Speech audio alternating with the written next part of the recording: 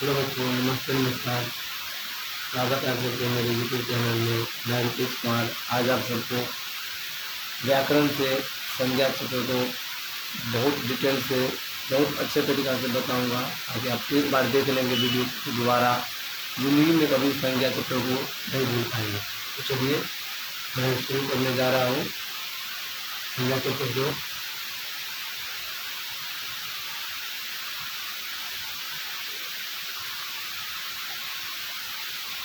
संज्ञा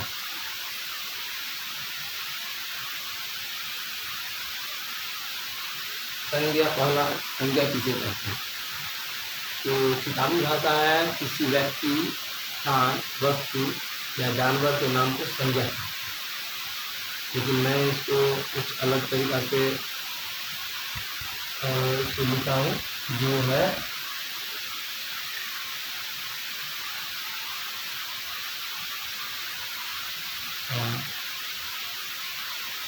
संसार में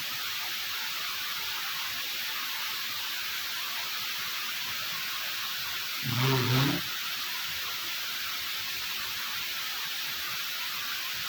जीव वस्तु जिसका नाम है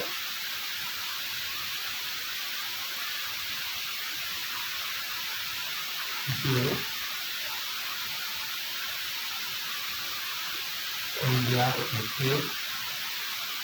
हैं। जैसे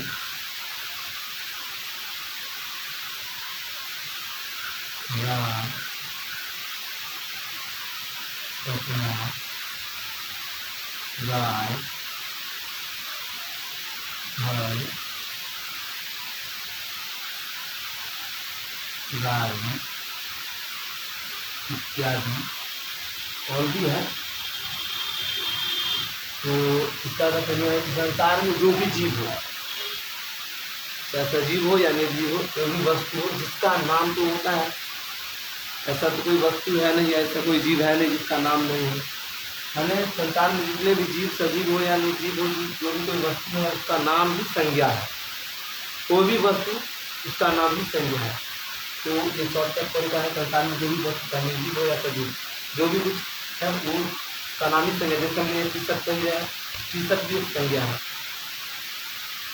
हमारा नाम खुद भी एक संज्ञा है। ये हाथ में जो मार्कर है, मार्कर भी एक संज्ञा है। मैंने इसका नाम है ना मार्कर, तो ये संज्ञा। जैसे ये बोर्ड व्हाइट बोर्ड है, इसका नाम है व्हाइट बोर्ड, ये भी एक संज्ञा होगा। जैसे मोबाइल भी एक नाम हुआ, तो मोबाइल भी एक संज्ञा है। तो सभी संज्ञा को अलग अलग भागों में बांटे गया है। तो संज्ञा का 5 भेद होता है। भेद है संज्ञा के 5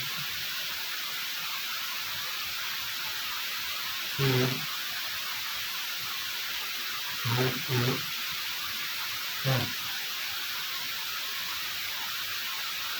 पहला जातिवाचक संज्ञा।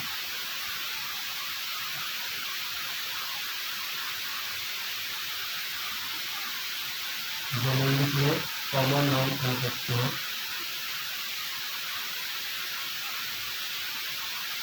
दूसरा व्यक्तिवाचक संज्ञा।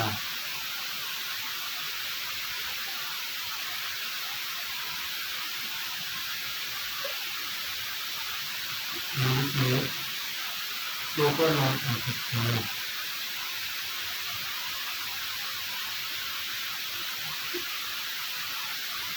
तीसरा भाववाचक संज्ञा।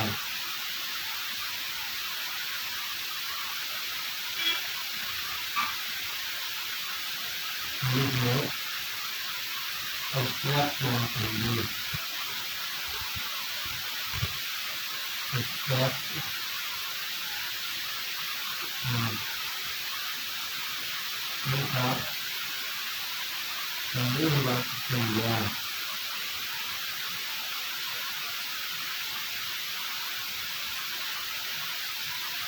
हिंदी में व्यक्ति नाम से दिखाया।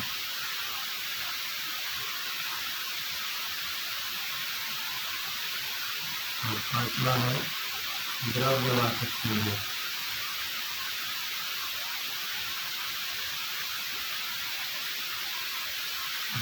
एरिया नाम हो सकते हैं।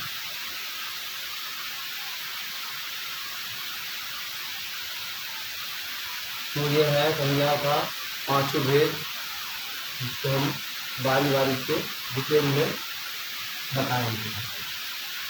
इस तरह से सीखना स्टार्ट करते हैं, ठीक है।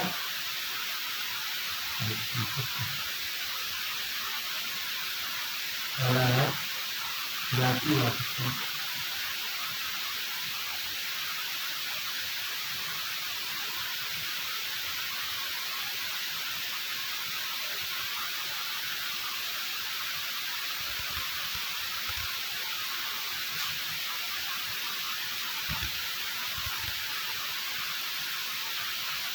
जातिवाचक संज्ञा किसको कहते हैं? तो इसका आंसर है जिसके नाम लेने से पूरे जाति का बोध हो, उसके पूरे जाति का बोध होता हो, उससे जातिवाचक संज्ञा कहेंगे। जैसे कि देख रहे हैं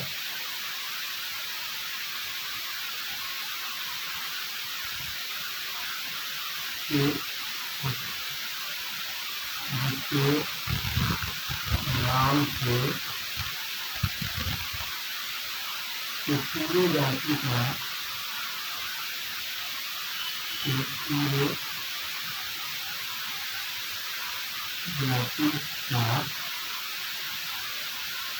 पूरे जाति का बोध हो, इसलिए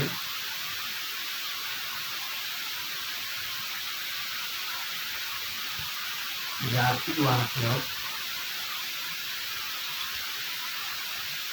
संज्ञा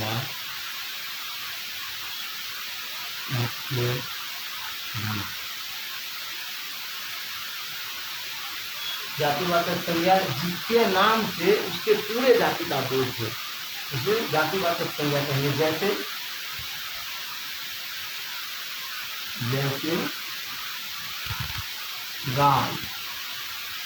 गाय नाम लेने से गाय के पूरे प्रजाति का बोध है। गाय जो भी प्रजाति हो, गाय जाति का बोध होता है।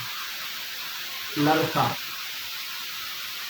कहने से लड़का का पूरी जाति का बोध होता है। लड़की के जाति का बोध होता है। अगर हम कहेंगे साइकिल का भी पूरे जाति का बोध हो जाता है।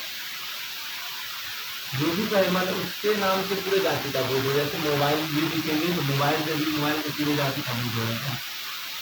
यहाँ तय नहीं करता है कि मोबाइल एंड्रॉयड है या आईफोन है या कोई भी कंपनी का है, सिर्फ मोबाइल कहा गया है। और इसके बाद हो गया गांव करने के लिए पूरे गांव का बोध हो जाता है। शहर करने के लिए पूरे शहर का बोध हो जाता है। इत्यादि और भी बहुत सारा है, लेकिन समझने के लिए इतना ही बहुत है, समझाने के लिए इतना देंगे। मतलब जिसके नाम से पूरे जाति का बोध हो। जैसे हम शहर कहेंगे तो शहर नाम लेकर नहीं ना, मतलब ये शहर वो शहर, सिर्फ शहर बोले, शहर पे जितना शहर है सभी का बोध हो जाएगा। जैसे गाँव बोले तो गाँव नहीं बोले कि जैसे सेली बेली है तो सेली बेली या जयनगर, नाम लेकर नहीं ना, सिर्फ गाँव बोले हैं। या अन्य और दूसरा भी गांव का नाम नहीं बोल दिया, सिर्फ गांव बोले। गांव का मतलब होता है जितना भी गांव है सभी का बोध हो जाता है। तो ये रहा जातिवाचक संज्ञा का परिभाषा। तो आप तो परिभाषा को ध्यान से पढ़िएगा और समझने की कोशिश कीजिएगा। एक बार अगर आप समझ जाएंगे ध्यान से पढ़ने के बाद, आप इसको कभी नहीं भूल पाएंगे। संज्ञा के शब्द हमेशा के लिए जीवन भर के लिए आपके दिमाग में सेट हो जाएंगे।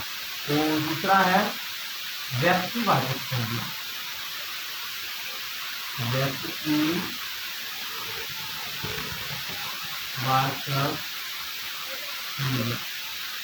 व्यक्तिवाचक संज्ञा किसे कहते हैं?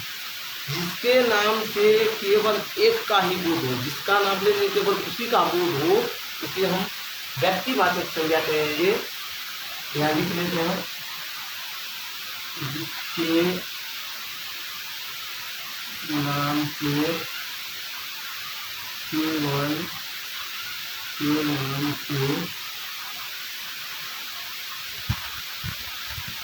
केवल एक ही वस्तु या व्यक्ति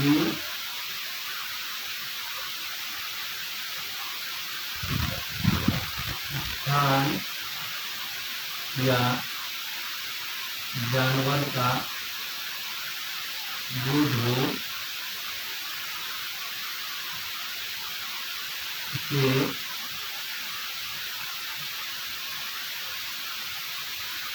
व्यक्तिवाचक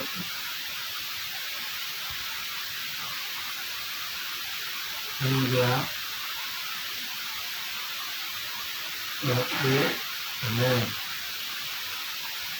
व्यक्तिवाचक संज्ञा का कथन है कि जिसके नाम से केवल एक ही वस्तु हो या चाहे व्यक्ति हो या स्थान हो या जानवर हो या भाव हो, जो भी कुछ एक केवल अकेले का बोध कराते हैं, उसको हम कहेंगे व्यक्तिवाचक संज्ञा।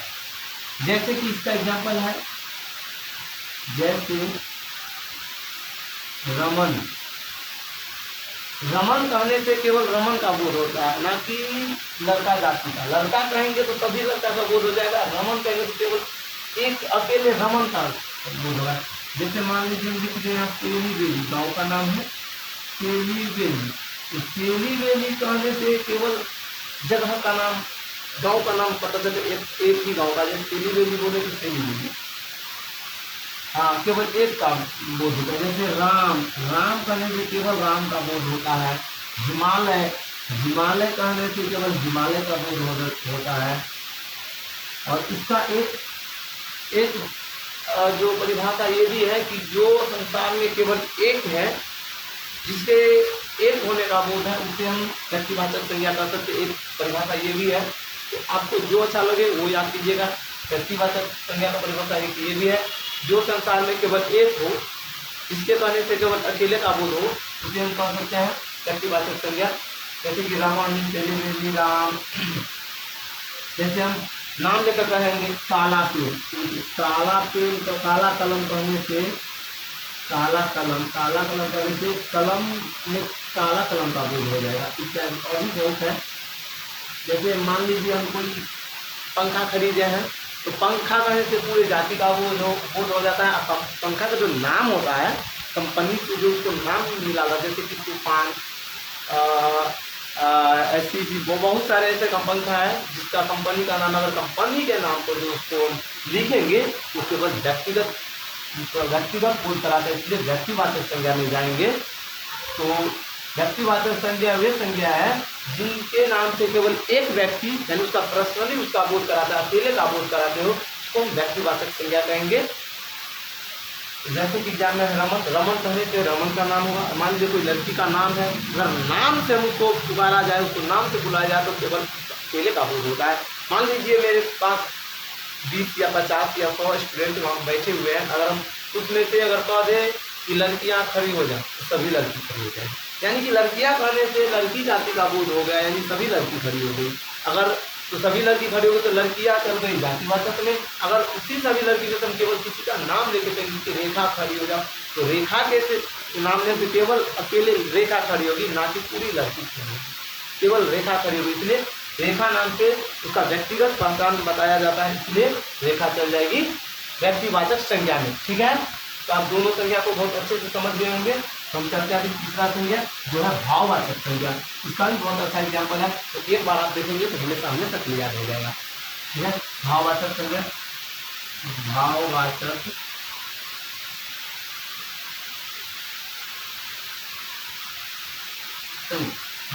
संज्ञा किसे कहता है। आप जब तो देखे होंगे कि शुरू से लेकर अंत तक व्याकरण से सवाल बहुत सारे एग्जाम में, 10th एग्जाम में तो 50% तो व्याकरण से ऑब्जेक्टिव रहता है, आधा से ज़्यादा व्याकरण ऑब्जेक्टिव रह जाता है व्याकरण से। और भी अन्य एग्जाम, आप कोई भी, चाहे आप डिफेंस लाइन में जाइए या कोई भी लाइन में, या कोई भी एग्जाम निकालने जाइए, तो उसमें व्याकरण रहेगा ही रहेगा। व्याकरण से संज्ञा, सर्वनाम, कार्य ज़्यादा आता है, कारक, संधि, और ये हो गया वर्ण निर्णय। तो वो भी हम आप सबको बारी सभी टॉपिक पढ़ाएंगे जो एग्जाम में आते हैं, और जो नहीं भी आते हैं उसको बाद में कॉलेज में एग्जाम में आते हैं उस टॉपिक पे बात करेंगे। बारी बारी से सभी टॉपिक को हम पढ़ाएंगे। अभी हम इससे पहले वर्ण पढ़ाए थे, अभी हम संज्ञा के बाद आपको सर्वनाम पढ़ाया जाएगा, विशेषण रहेगा, क्रिया विशेषण रहेगा, कारक, समास, संधि, ये सब ज़्यादातर पूछा जाता है। बारी बारी से आप सब जुड़े रहिएगा तो आपको व्याकरण का पूर्ण ज्ञान बारी बारी से हम एपिसोड बाय एपिसोड आप सबको बताएंगे। तो अभी है भाववाचक संज्ञा। भाववाचक संज्ञा किससे कहता है? देखिए, किताबी भाषा है इससे किसी व्यक्ति का गुण, धर्म, स्वभाव इत्यादि का बोधों से भाववाचक संज्ञा कहता है। जैसे मुझे भूख लग गया, कैसे पता चलता है कि भूख लग गया? फील करते हैं ना, भाव जगह फील करते हैं तो भूख लग गया। प्यास लग गया, कैसे पता चलेगा कि प्यास लग गया? तो महसूस करते हैं हमको प्यास लगा, हमको पानी की जरूरत है, इसलिए हमारे बॉडी को पानी की जरूरत है, पानी को चाहिए। तो इसका हम अलग एग्जाम्पल ये लाया है जो शॉर्टकट ट्रिक है, जो एक बार में एक शॉट में आपको याद हो जाएगा। जैसे कि हम लिख रहे हैं जिसे हम न देख सकते हैं, जिसे हम देख सकते हैं,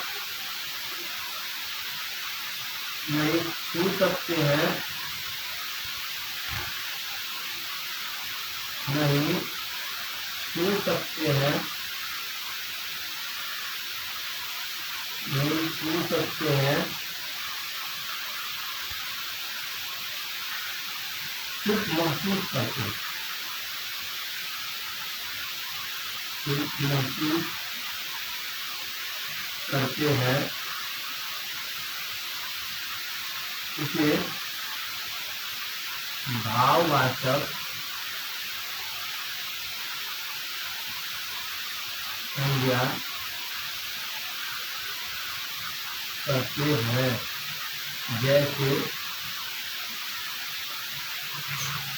जैसे हवा को हम देख नहीं सकते हैं, नहीं इसको पकड़ सकते हैं, किसी बैलून के माध्यम से इसे पकड़ सकता है, लेकिन उसको महसूस करते हैं। हवा भाववाचक संज्ञा हुआ। जैसे भूख, मान लीजिए हम सबको भूख तो पर डे 24 दिन का है दिनचर्या, तो भूख लगे तो हमारे शरीर को खाना पोषण से हमारे शरीर को ऊर्जा मिलती है। भूख को हम देख नहीं सकते हैं, बशर्ते हम महसूस करते हैं कि हमको भूख लग गया है, हमको भोजन की जरूरत है। भूख, दर्द, जैसे दर्द भी है तो दर्द को भी हम नहीं देख पाते हैं क्यों? तो अगर दर्द को हम देख पाते तो पकड़ के इसे फेंक देते ताकि दोबारा दर्द आवे नहीं करते, लेकिन दर्द को हम देख नहीं सकते हैं। भूख अगर हम देख पाते, भूखों को फेंक देते रहे, भूखे नहीं लगेगा, ना ही उतना काम झाम होता है, ना कमाना ना दमाना। कमाते क्यों? शरीर के लिए ही ना, और अपने भविष्य के लिए, आने वाली पीढ़ी के लिए, ताकि उसका जीवन अच्छे तरीके से गुजर सके। जैसे हवा, भूख, दर्द, बचपन, आप सब जानते होंगे।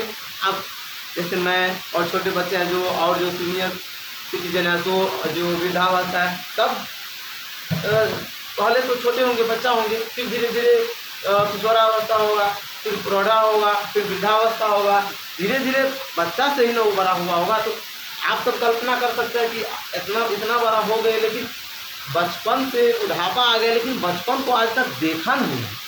बच्चे को देखेंगे आप, लेकिन उसका बचपन नहीं देख पाएंगे।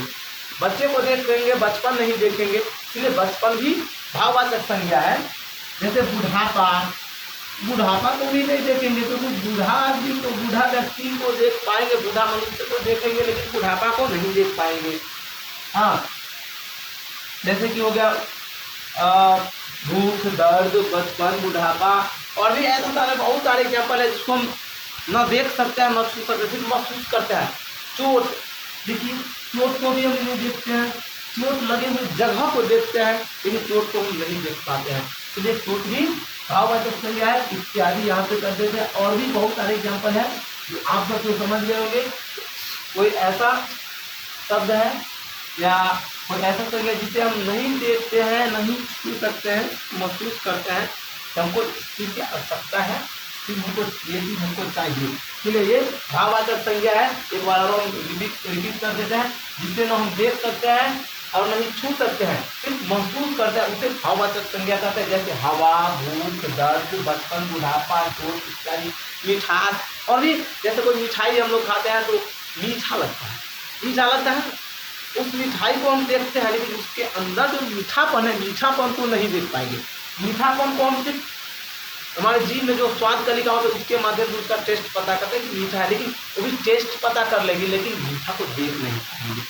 टेस्ट को भी देखते नहीं है, सिर्फ महसूस करते हैं हाँ इस तरह का है, मीठा है या कड़वा है या जो भी है, मीठा है जो भी है, उसको टेस्ट को महसूस करते हैं हाँ इस तरह का इसका टेस्ट है, लेकिन उसको देख नहीं पाएंगे। तो वो भी मीठा भी चल जाएगी इसमें, भाववाचक संज्ञा में।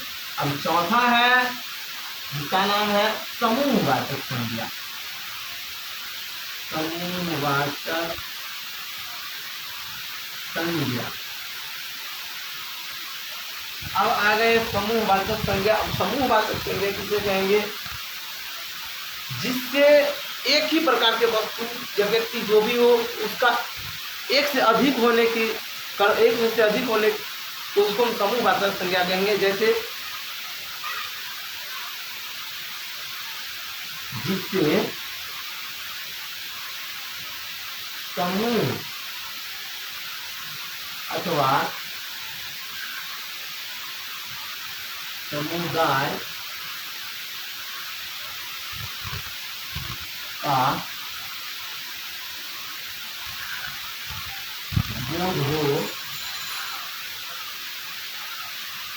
इसे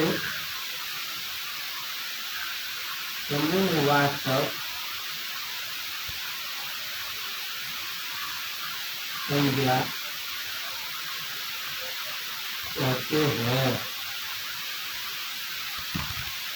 जैसे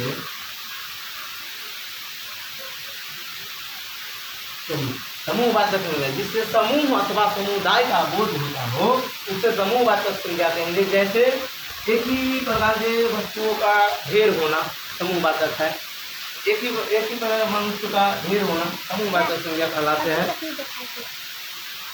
तो उसको हम समूहवाचक संज्ञा कहेंगे।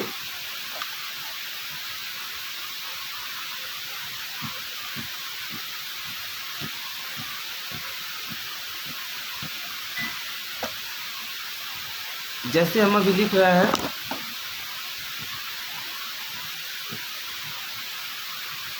कैमरा थोड़ा उतना कैप्चर नहीं कर पाते हैं इसलिए इसको ध्यान भी करना पड़ा। जैसे कि अंगूर का गुच्छा, अंगूर का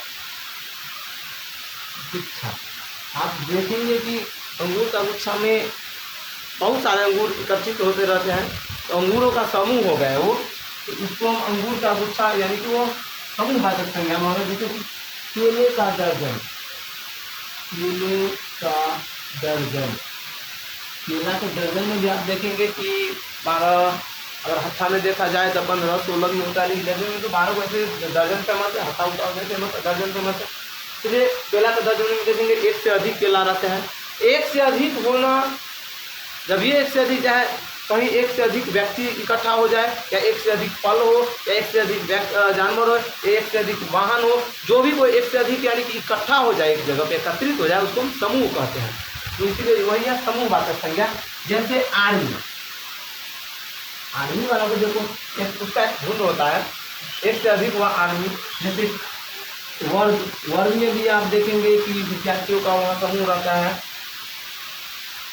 जैसे कोई सामुदायिक भवन है, वहाँ कोई मीटिंग चल रही है, वहाँ भी एक से अधिक व्यक्तियों का समूह रहता है, वो भी समूहवाचक संज्ञा में चल जाते हैं इत्यादि। और भी बहुत सारे एग्जाम्पल हैं। ये रहा समूहवाचक जिससे समूह अथवा समुदाय का बोध हो उसे समूहवाचक संज्ञा कहते हैं। जैसे अंगूर का गुच्छा, केले का दर्जन, आर्मी, वर्ग, और भी बहुत सारे एग्जाम्पल है इसका, जिसके एग्जाम्पल पढ़ने से आपको पता चल जाए कि ये समूहवाचक, क्योंकि उसका अलग ही पहचान है। जहाँ भी रहेगा उसका नाम या जो भी कुछ पहचान उसका एक ही पहचान है कि उस समूह में रहेगा, अकेला नहीं रहेगा। जैसे भेड़ का झुंड, भेड़ का झुंड देखिए, भेड़ अकेले नहीं रहता, भेड़ हमेशा झुंड में ही रहता है, तो भेड़ का झुंड भी समूहवाचक का एग्जाम्पल है। तो जातिवाचक व्यक्तिवाचक, भाववाचक और समूहवाचक चारों क्लियर हो चुका। अब एक रहा जो द्रववाचक है, तो इस साइड कैमरा उतना कैप्चर नहीं कर पाएंगे, इसलिए इसको इस साइड में लिख रहे हैं 5 नंबर को। तो 5 नंबर में है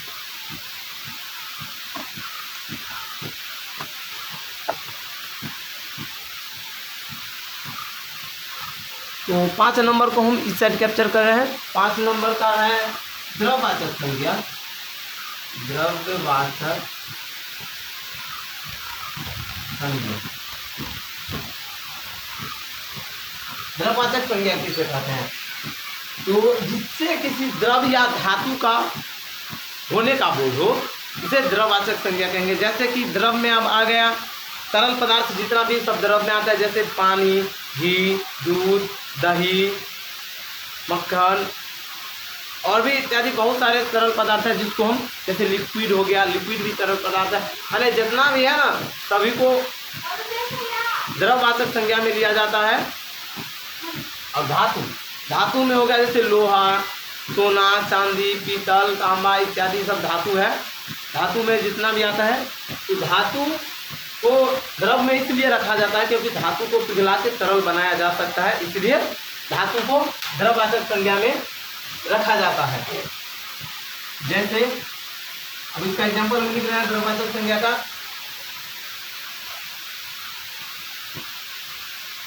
जिससे द्रव या धातु का बोध तो उसे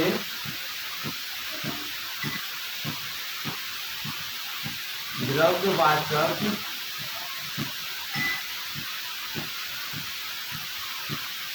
संज्ञा कहते हैं। जैसे नीचे लिख देते हैं, जैसे देखिए द्रववाचक संज्ञा, जिससे द्रव या धातु का बोध हो उसे द्रववाचक संज्ञा कहेंगे। अब इसमें द्रव और धातु दोनों का अंतर समझ लीजिए। द्रव वे पदार्थ जो हमेशा तरल रहता है, हमेशा गीला ही रहेगा, तो उसको हम द्रव कहेंगे। धातु में लोहा, सोना, चांदी, पीतल, तांबा, जिन्हें आग या किसी अन्य गैस के मदद से उसको पिघला के द्रव बनाया जाता है, उसको हम धातु कहेंगे। ठोस पदार्थ को पिघला के द्रव में परिणत किया जाता है, उसको हम धातु कहेंगे। क्योंकि धातु, लोहा को इसलिए रखा गया है इसलिए क्योंकि लोहा को पिघलाकर तरल बनाया जा सकता है, इसलिए धातु को इसमें द्रव में ऐड किया गया है। तो जैसे एग्जांपल में देखिए, द्रव का एग्जांपल है पानी, घी, दही, दूध, मक्खन। धातु में देखिए लोहा,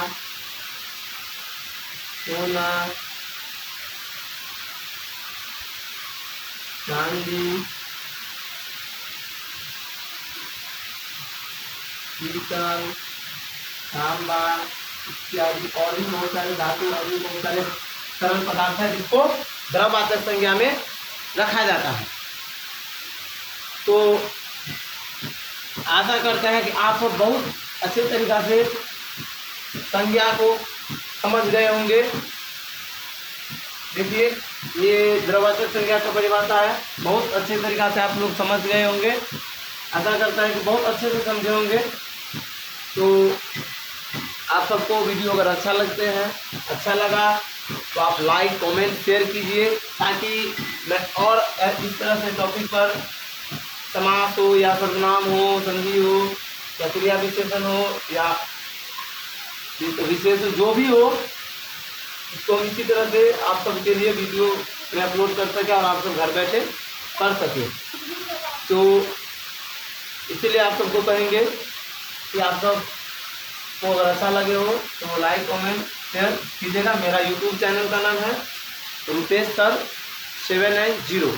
तो आप मेरा यूट्यूब चैनल है रुपेश सर 790, आप इसको सब्सक्राइब कीजिए और इसी तरह से नए नए वीडियो आप सब देखिए और अपनी ज़िंदगी में कुछ तरक्की कीजिए, क्योंकि शिक्षा ऐसा हथियार है जो आपको हर क्षेत्र में आगे बढ़ाएगा, कहीं भी आपको पीछे नहीं छोड़ेगा।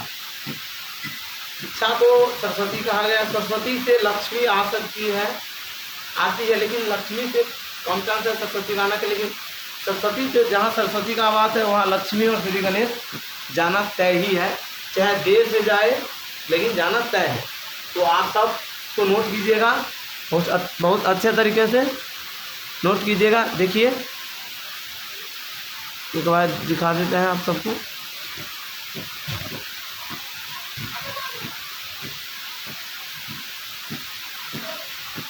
तो चलिए मिलेंगे फिर अगले एपिसोड में, अगले दिन नया चैप्टर को शुरुआत करेंगे। अच्छा लगे तो लाइक कमेंट शेयर कीजिए ताकि मेरा भी मनोबल बने रहे और मैं ज़्यादा से ज़्यादा वीडियो अपलोड कर सकूँ। Thank you.